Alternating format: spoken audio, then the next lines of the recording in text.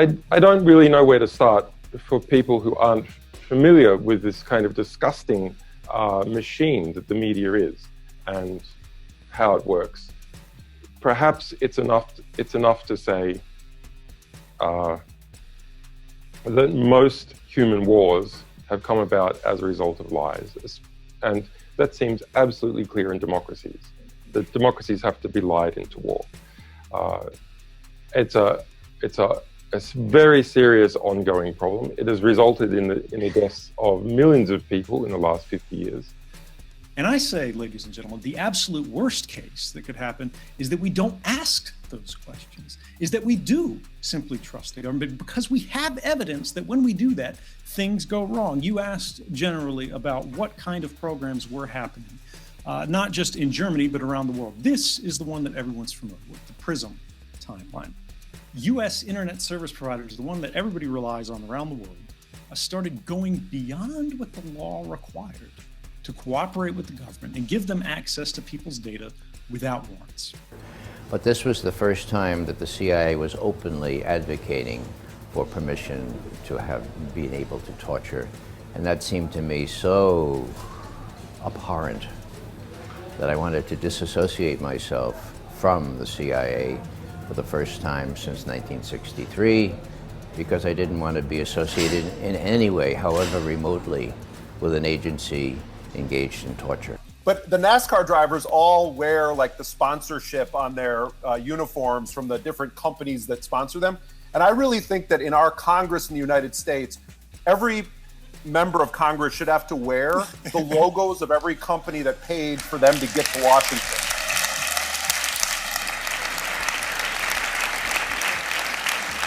$850 bases in the world, military bases, when the rest of the world combined, including Russia and China, has less than 90. We're an empire. We would make Rome's emperors at the height of the Western Empire in particular shudder. We are so powerful, it's pitiful, but it's going. It's going, it's ebbing, it's running out fast. And if we don't figure out a way to find an off-ramp into this kind of world I was talking about, comedy, collaboration, cooperation, we're going out catastrophically. And the more people think about those questions, the more Rosa Parks and Edward Snowdens and Sophie Scholl's there will be. That was probably the biggest lesson that I learned in doing this work. The lesson is that courage is contagious.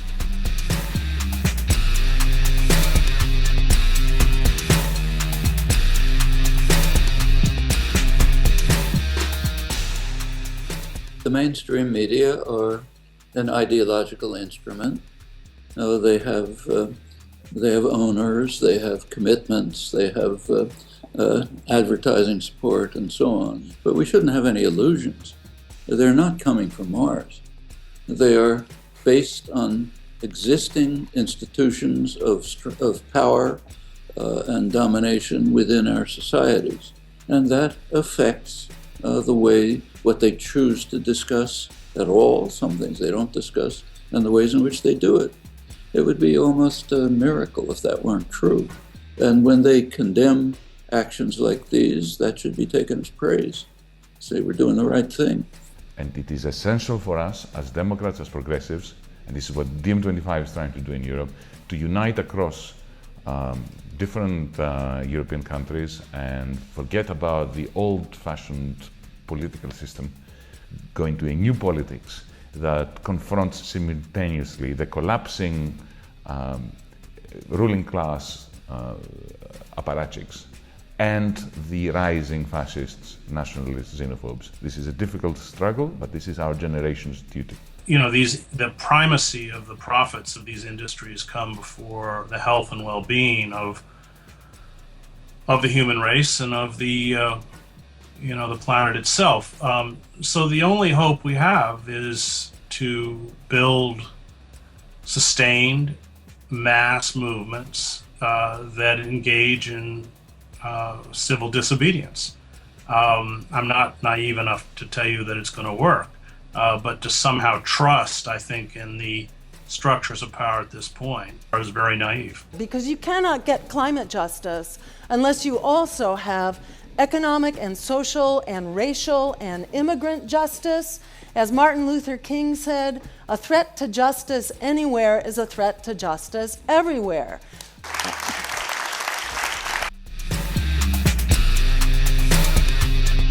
Hi everyone, I'm Taylor Hudak with acTVism Munich reporting to you from London on the Julian Assange extradition hearing. Now, national security defendants in the United States are often tried in the U.S. Eastern District Court of Virginia, which is known as the Espionage Court, because no national security defendant has ever won a case there. This is the exact court that Assange would be tried in if extradited. People need to wake up and inform themselves and act out. I mean, speak out about this issue, inform people that these charges have nothing to do with Russia, they have nothing to do with the election, that they are about exposing war crimes. And if we're going to lock people away facing 200 years in prison for exposing war crimes, what kind of country, what kind of world are we going to live in?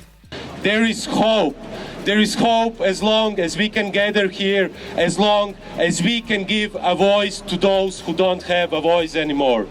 Free Chelsea Manning, free Julian Assange, free all the whistleblowers who are in prison today. And I have to say here, each of us will also share. And to me, it will happen without the faintest regret. In his ultimate fate, if we do not stop what is happening now. What is happening to Julian Assange is a crime, and he must be freed. If we're going to free the world, we have to free Assange. Thank you, and stay free.